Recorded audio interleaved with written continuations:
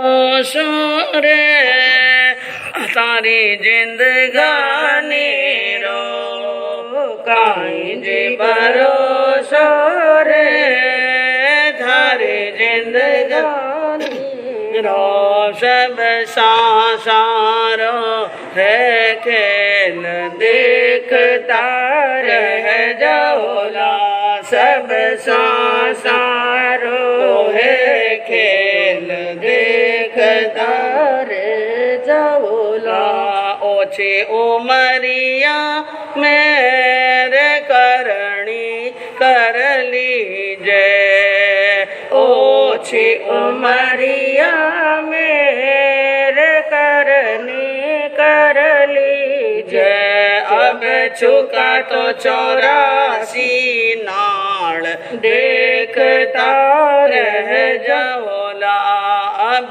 चुका तो 84 नाल देखता रह जाओला। सर्वज्ञ सर्वदर्शी चरम तीर्थंकर अहिंसा के अवतार विश्व वंदनीय शासनपति श्रवण भगवान वर्धमान महावीर के पावन चरणों में कोटि कोटि वंदन। हृदय की अनंत अनंत आस्था के केंद्र, संयम धन के दाता, संसार सागर से किरणे का सन्मार्ग बताने वाले पूज्य गुरु भगवंत श्रवण सूर्य दिव्य विभूति 1008 श्री मर्दर के श्री मिश्रीमल जी महाराज साहब के पावन चरणों में कोटि कोटि वंदन। अहिंसा दिवाकर लोकमान्य संत शेरे राजस्थान वरिष्ठ प्रवर्तक पूज्य गुरुदेव श्री रूपचंद जी महाराज साहब के पावन चरणों में कोटि कोटि वंदन।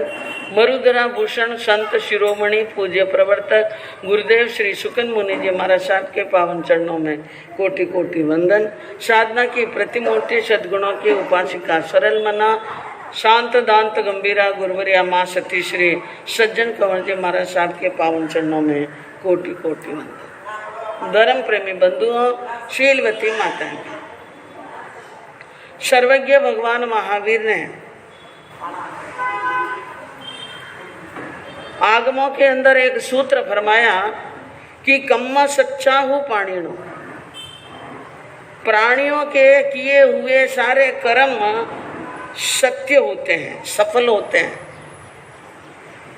जो कर्म मनुष्य करता है वे कर्म सफल होते हैं। सफल का मतलब फल युक्त होते हैं। कोई भी कर्म हम करते हैं, पहली कोई भी हम क्रिया करते हैं और क्रिया का कर्म बनता है और वो कर्म फलवान होता है, फल देता है। अच्छी क्रिया करके अच्छा कर्म किया तो अच्छा फल देता है, और अगर हमने क्रिया अच्छी नहीं की और अच्छा फल तो हमें मिलने वाला, हाँ, कर्म अच्छे हैं तो अच्छा फल मिलता है, कर्म बुरे हैं तो बुरे मिलता है। लेकिन एक बात मानकर चलिए जीवन के अंदर कि जो जो हम करते हैं, हमारी जो क्रिया है, आपको एक बार पहले भी बताया है कि कभी भी हम बिना क्रिया रह ही नहीं सकते। हर वक्त हम क्या करते हैं? क्रिया। और क्रिया में सब क्रिया आ गई, सोने की, खाने की, पीने की, नहाने की, धोने की, बोलने की, चलने की, बातें करने की, निंदा करने की, भजन करने की, भाव करने की, दान देने की, चोरी करने, सब दुनिया में जो हम करते हैं वो सब क्रिया है। कोई हाथ पकड़ करके भी बैठ जाए कि मैं तो अब कुछ भी नहीं करूँगा, मैं तो बैठा हूँ, तो बैठने की क्रिया करूँ। मैं तो बोलूँगा ही नहीं, मौन पकड़ करके रहूँगा, तो मौन की क्रिया, क्रिया तो है ही। और क्रिया है तो कर्म है, क्रिया है तो क्या है? तो यूँ न समझना कि मैंने कुछ नहीं किया इसलिए मैंने कर्म नहीं बांधे। कर्म बंध रहे हैं, प्रतिपल बंध रहे हैं। एक क्षण भी ऐसा नहीं जाता हमारा कि हम कर्म नहीं बांध रहे। ये हो सकता है कि हमारे अंदर भाव शुभ चल रहे हैं तो हम शुभ बांध रहे हैं, और अशुभ चल रहे हैं तो अशुभ बांध रहे हैं, और उत्तम भाव हो तो कर्म की निर्जना कर रहे हैं, तो कर्म तो बंध रहे हैं। और कर्म भी भगवान ने 4 प्रकार के बताए। कितने प्रकार? अब यूँ तो है 8 कर्म। कर्म कितने? 8। लेकिन कर्म बंधने की जो प्रक्रिया है वो 4 प्रकार की है। कितने प्रकार की? 4 प्रकार।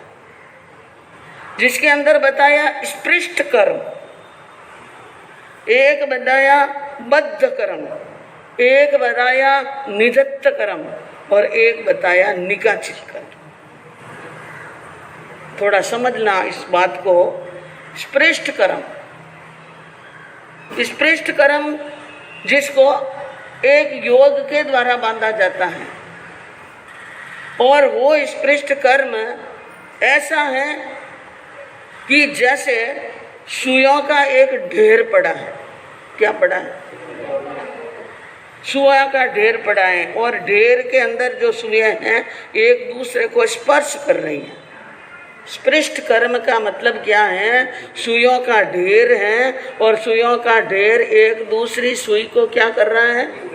स्पर्श कर रहा है। और अगर हाथ लगा करके अगर उनको यूं बिखेरे तो सुइयां क्या हो सकती है? आराम से अलग अलग हो सकती है।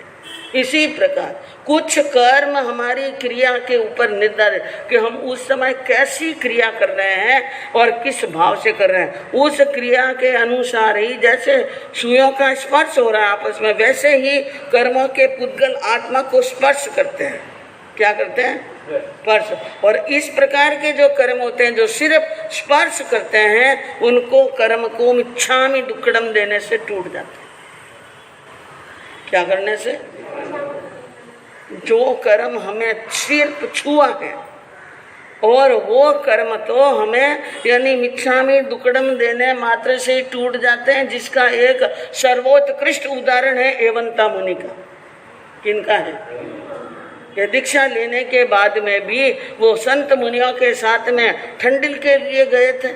अभी आपने सुना पर्यूषण के अंदर ठंडिल के लिए गए थे, और वहाँ पर वो खेलने लग गए, पानी को इकट्ठा करके, और कच्चे पानी के अंदर पाथरी रख दी, और पाथरी रख करके नाचने लगे और कूदने लगे। और फिर उसके बाद में जो भी हुआ सारी कहानी आपको मालूम है। और भगवान ने उनको वहाँ पर पहुँचने के बाद में कहा कि हे मुनि एवंता, तूने यह साधु की चर्या के विरुद्ध कार्य क्या? यह हमारे करने योग्य कार्य नहीं है, तो सच्चे मन से मिच्छामि दुक्कडम दिया।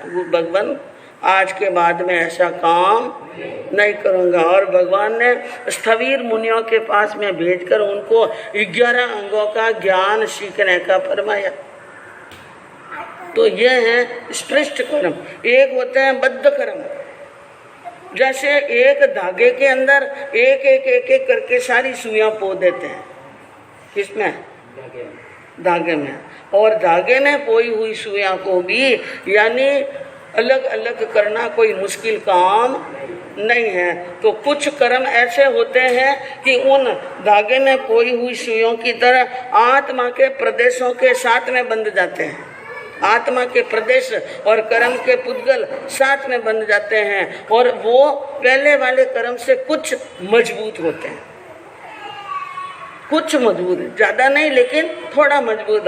उनको प्रतिक्रमण करने से सायंकाल सुबह हम क्या करते हैं? हमारे भगवान ने हमें यानी जल्दी जल्दी कर्मों से मुक्त करने के लिए कितने साधन बताए। छोटा सा पाप हो जाए तो हाथों हाथ क्या दे दो? मिच्छामि दुक्कडम। एक बार हो गया पाप, मिच्छामि दुक्कडम दे दिया। भूल में हो गया, 2 बार दे दिया। लेकिन ऐसा नहीं करना कि पाप करते रहे मिच्छामि दुक्कडम, तो फिर तो वो कुमार वाला मिच्छामि दुक्कडम हो जाए।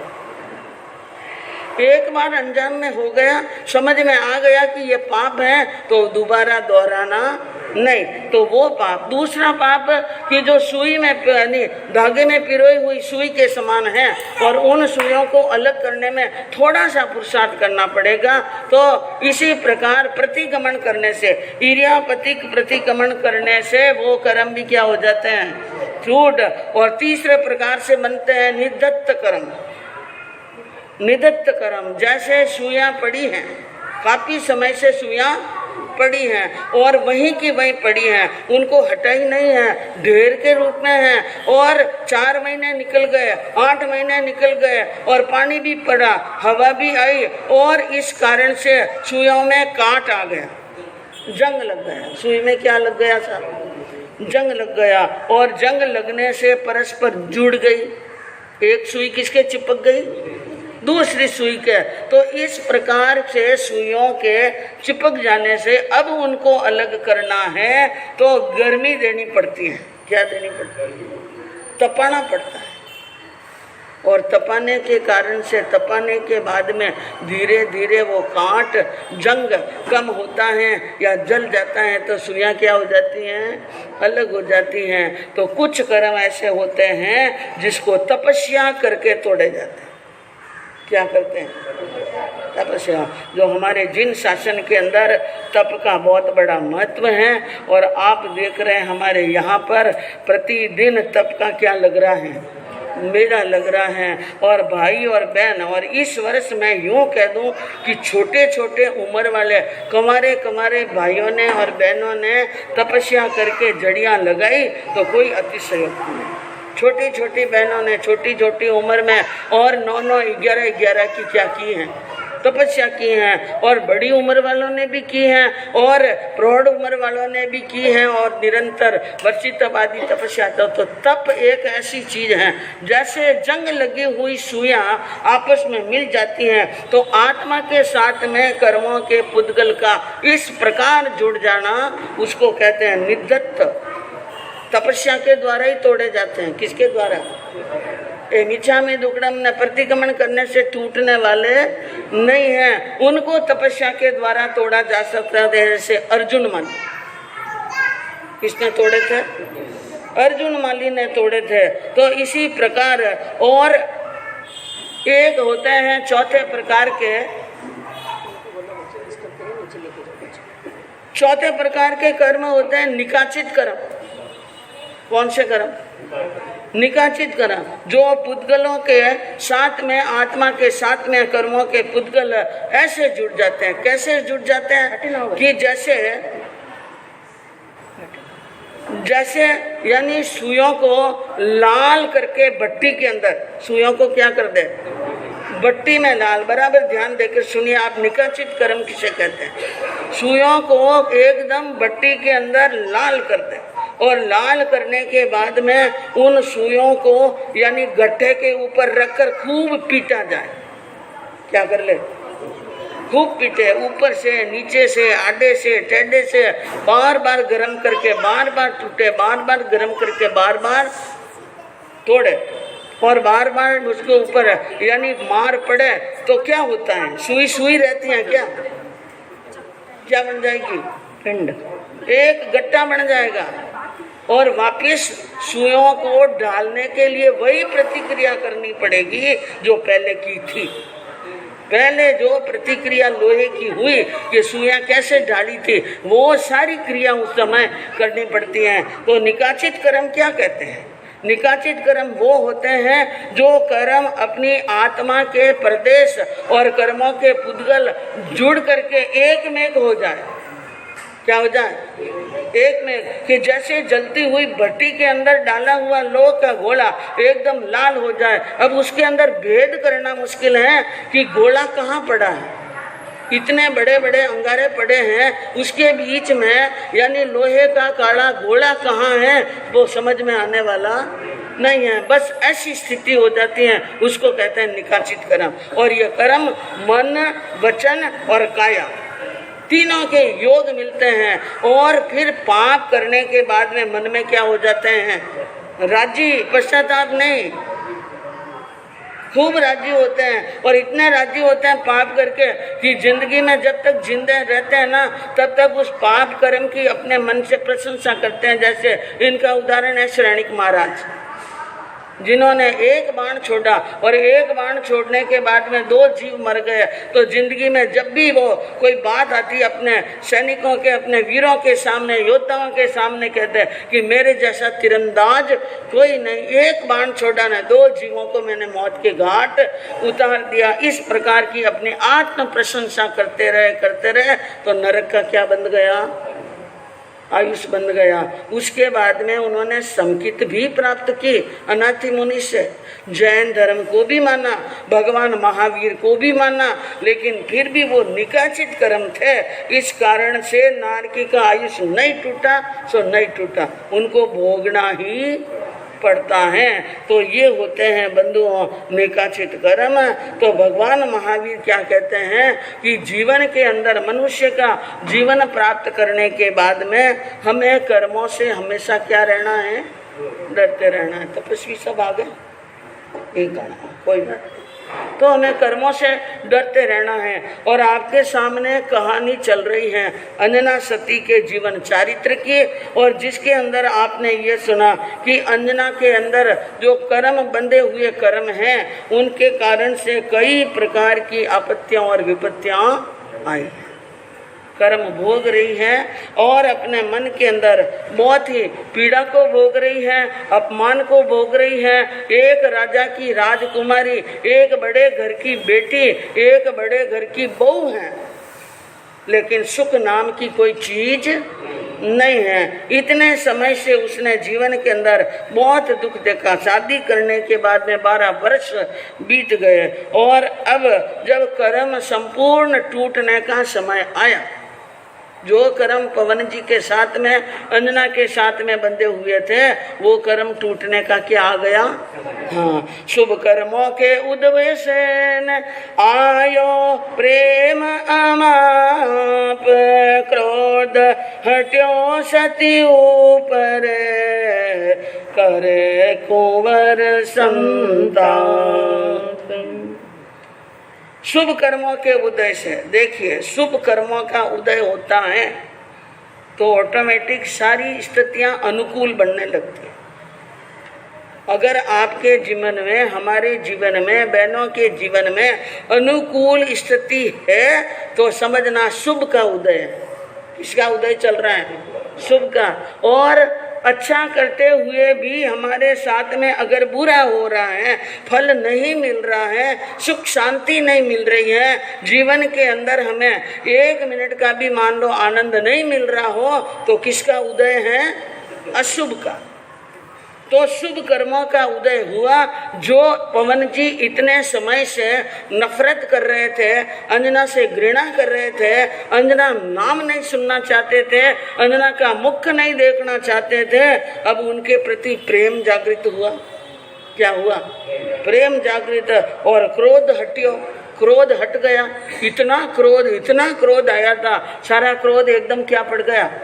ऐसा ठंडा पड़ गया। और अब करे कुंवर संताप। अब कंवर साहब क्या कर रहे हैं? पश्चाताप कर रहे हैं, संताप कर रहे हैं, दुखी हो रहे हैं और मन में सोच रहे हैं, हाय कर्म में खोटो करियो, हाय कर्म में खोटो करियो, लोक लाज से नहीं डरियो, लोक लाज से नहीं डरियो, वेश सती के ऊपर नायक ही डरियो रे, काम में खोटो करियो, हाँ काम में खोटो करियो। विचार कर रहे हैं पवन जी मन में, हाँ काम में खोटो करियो। मैंने बहुत खोटा काम किया, बहुत खराब काम किया। अरे काम खोटा तो किया सो किया, लोक लाज सो नहीं डरियो। मैं और अंजना के बीच में बोलचाल नहीं है, हमारे बीच में झगड़ा। ये बात सिर्फ हमारे घर तक की सीमित नहीं है। कौन जानता है? पूरी नगरी, तमाम लोग, सारी प्रजा, सारे पदाधिकारी सब जानते हैं। एक से भी छिपी हुई बात नहीं है। तो मेरी लज्जा गई, सबके सामने मेरी लाज तो गई। हमारे बड़े घर की बात अगर एक एक झोंपड़ी तक पहुंच जाए, एक चौराहे और बाजार और मार्केट में पहुंच जाए तो कितनी शर्म की बात है। बड़ी शर्म की क्या है। और द्वेष सती के ऊपर है, नाहक ही बिना मतलब मैंने द्वेष किया। और ऐसा द्वेष किया, पता नहीं मेरे दिमाग में क्या आया। माता पिता मुझको समझायो, माता पिता मुझको समझायो, तो पिण में नहीं रास्ते आयो, तो पिण में नहीं रास्ते मित्र तणी नहीं बात मान में उलटो लड़ियो रे, काम में खोटो करियो, हाँ काम में खोटो करियो। बाकी तो सारी बातें हुई तो हुई। मेरे पूजनीय माता और पिता जिनको मैं भगवान समझता हूँ, उन्होंने मुझे प्रेम से इतना समझाया था कि पवन, हमारी अंजना बहू कभी भी गलत हो नहीं सकती, लेकिन मैंने तो उनकी बात भी नहीं मानी और फिर ना ही रास्ते आयो और मैं रास्ते पर नहीं आया। मित्र को मित्र ने भी समझाया, लेकिन मैं मित्र की बात नहीं मानी सो नहीं मानी, वो तो अलग और उल्टो लड़ियो। और मेरे परम जिगरी मित्र से मैंने क्या की थी? लड़ाई। अब जो भी हुआ सो हुआ, अब इनको सुधारना कैसे? काम बिगड़ तो गया, अब इनको सुधारना। काम बिगड़ जाता है तो मन में एक भावना आई कि अब सुधारना। एक बार मैं महल आ जाऊं, एक बार मैं क्या जाऊं? महल में जाऊं और वहां जाकर एक बार अंजना से मिल लूं और मिलकर उनको प्रेम से कह दूं कि गलती तुम्हारी 1% भी नहीं थी, 100% गलती किसकी थी? मेरी। और खमत कामना कर लूं, क्या कर लूं? क्षमा याचना कर लूं। ऐसी बात मन में आई और मन में आने के बाद में अपने मित्र से कहा, हे मित्र, अब मैं आज समझा हूँ कि तू इतने दिन जो कह रहा वो बात सब सत्य थी। मैं ही झूठा था, मैं ही पागल था, मेरे अंदर ही बुद्धि नहीं थी। माता पिता भी सही, तुम भी सही और अंजना भी क्या थी? सही थी। अब सब बात मुझे समझ में आ गई है, लेकिन एक बात है, मैं एक बार अंजना से मिलना आता हूँ और परिस्थिति ऐसी है। वो कहाँ जा रहे हैं? अब युद्ध में कहाँ जा रहे हैं? हाँ, रावण राजा का संदेश आया है, ऑर्डर आया है रावण का कि तुम जाओ वरुण के साथ में क्या करो? युद्ध।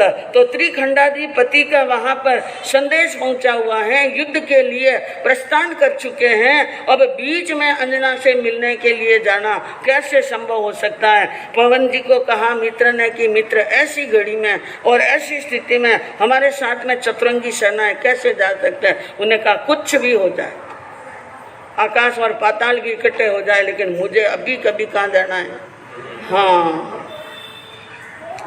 सजन बेग चलो घर बार के, सजन बेग चलो दरबार, अरे मन मिला दो मारी नार, सजन बेग चलो दरबार, सती सुगन देवन आई, दिन में लात प्रहार, सती भणी में अति दुख दीनो, झगड़ा को हो गयो त्यार रे, सज्जन बेग चलो दरबार।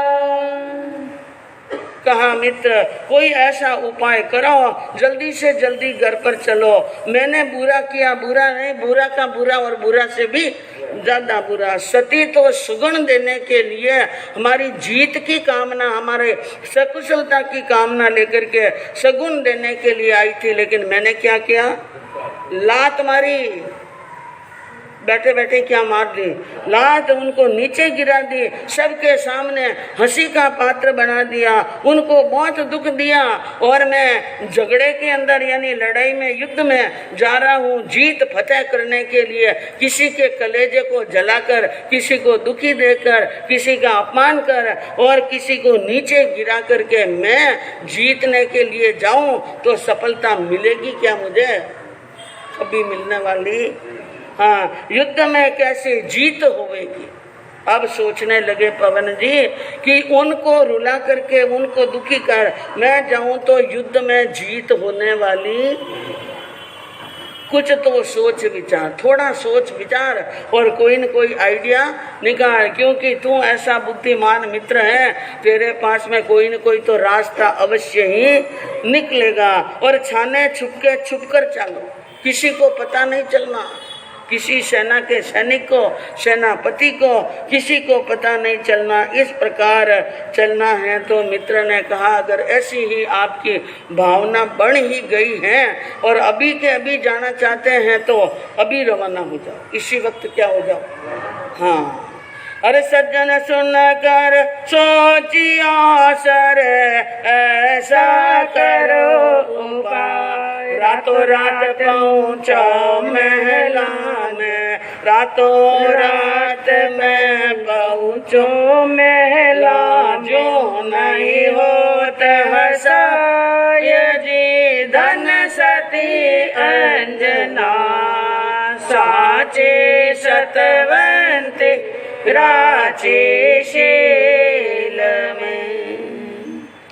सज्जन सुन मन सोचियो सरे। अब उन सज्जन यानी मित्र ने मन में सोचा उपाय और कहा कि ये मित्र फिर रातों रात ही पहुंचो महल में। रात में क्या पहुंचा, क्योंकि अभी यहाँ से रतनपुरी ज़्यादा दूर पहले ही पड़ाव है। यह रतनपुरी से निकलने के बाद में तो रातों रात हम यानी पवन वेग के घोड़े पर बैठ करके जल्दी चले, न तो कोई देखेगा और न कोई बात बनेगी और न जगत में हंसी के पात्र बनेंगे। इसलिए हमें वहाँ पर जाना है जल्दी से जल्दी। तो अब शीघ्र ही सेनापति को बुलाओ, और शीघ्र ही सेनापति को बुलाया और बुला करके कहा दीना हुक्म लगाए। कहा हे सेनापति, हमें एक अर्जेंट जरूरी कोई बात याद आ गई है। क्या आएगी? हाँ, कोई बात याद आई है, इसलिए हम यहाँ से प्रस्थान कर रहे हैं दोनों मित्र, और तुम यहाँ पर सारी सेना की देखभाल करना। सेना की क्या करना? देखभाल। और 3 दिन लगेंगे हमें आने में। कितने दिन? 3 दिन लगेंगे। 3 दिनों के बाद में हम आएंगे। कुल देवी रीजा है, कुल देवी को प्रसन्न करना है। कौन सी देवी को? हाँ, कुल देवी को प्रसन्न करना है। युद्ध में जा रहे हैं और देवी प्रसन्न हो गई, क्योंकि बंधु अपनी सफलता के लिए कोई न कोई देवी देवता को तो क्या करते हैं? प्रसन्न करते हैं। तो पवन जी ने कहा मुझे मेरी कुल देवी को प्रसन्न करना है। अब यह बात कह करके वहाँ से दोनों मित्र रवाना हो जाते हैं और सेनापति को सारी भलावण दे देते हैं और कह देते हैं जब तक हम यहाँ पर नहीं आवे प्यारे, रखना सार संभाल। ऐसा कहकर सती द्वार पर आवे दोनों चाल। ऐसा कहकर अब उन अंजना सती के द्वार पर जाने के लिए दोनों मित्र रवाना हो गए और चलते चलते अंजना के द्वार पर पहुंच जाते हैं। और पहुंचने के बाद में भी बंधुआ अंजना सती के प्रति यूं तो मन के अंदर अब प्रेम जागृत हुआ है, लेकिन एक फेर मन में आया, एक परीक्षा, आखिरी परीक्षा करूं अंजना की, एक परीक्षा क्या कर लूं? हाँ, एक और परीक्षा कर दूं, क्योंकि बंधुआ कई बार पुरुष के अंदर जब अहं आता है ना तो वो छोड़ता नहीं है, जल्दी जल्दी पिघलता नहीं, क्योंकि वो दयावान हो सकता है लेकिन कोमल हृदय इतना हो जाए बहुत मुश्किल है। उसने विचार किया कि मैं एक परीक्षा अंजना की और कर लूं, बाकी मुझे मालूम है कि अंजना 100% इस परीक्षा में भी सफल होगी। तो अब अंजना के परीक्षा लेने का उनके मन के अंदर क्या आया है? भाव आया है, विचार आया है, और उन विचार को जगा करके बंधुओं उनके द्वार पर तो पहुंच गए, लेकिन द्वार पर पहुंचने के बाद में उन्होंने बाहर से दरवाज़ा खटखटाया। रात्रि का, आधी रात का क्या है समय, और दरवाज़ा खटखटाया, क्योंकि आज दिन तक अंजना का द्वार किसी ने खटखटाया नहीं, क्योंकि वो राजरानी है और उनके द्वार पर कौन आ सकता है? आधी रात में कौन खटका? लेकिन आज उन्होंने दरवाज़ा खटखटाया और खटखटा करके और आवाज़ लगाई जल्दी से द्वार खोलो। एक पुरुष की आवाज़ आई, कौन आया है? और थोड़ी देर के बाद में उन्होंने कहा ऐ मारी प्यारी अंजना सुन मारी, सुन मारी, आया हूँ चल तेरे द्वार खोल की वाड़ी रे, आया हूँ चल तेरे द्वार खोल की वाड़ी रे, कई दे लगन लगी एक तारी रे, एक तारी रे। मैं करसूं दिन और रात प्राण के यारी रे। छोड़ पवन री आसड़ी सुन प्यारी रे, सुन यारी रे। तू बन जा मेरी गरनार सुन प्यारी। बाहर आकर के कौन बोल रहा है ये पता नहीं चला और कहा, ऐ अंजना तू मुझे प्राणों से भी ज्यादा प्रिय है।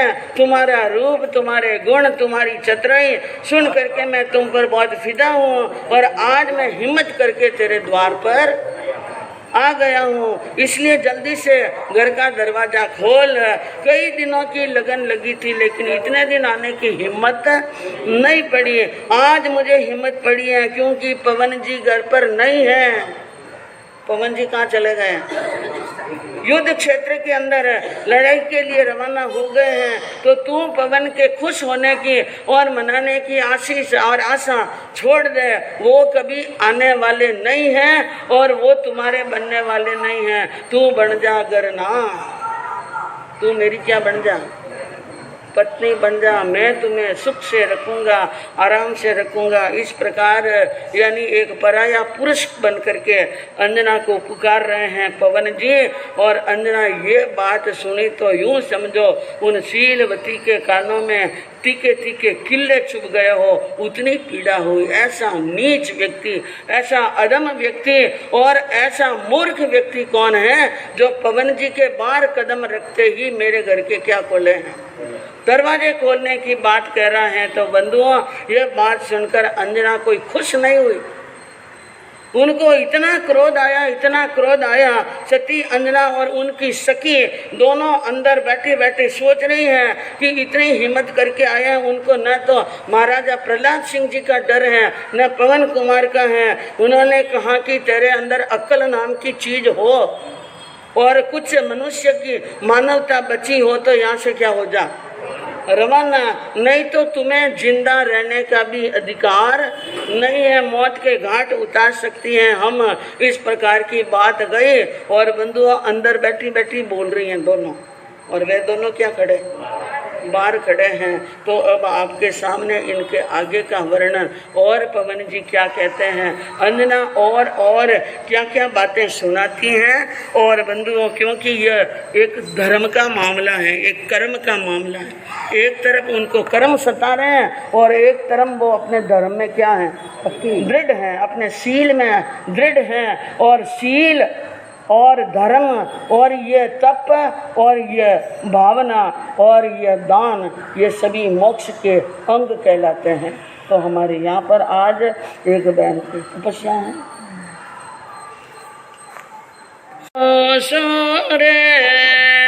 तारी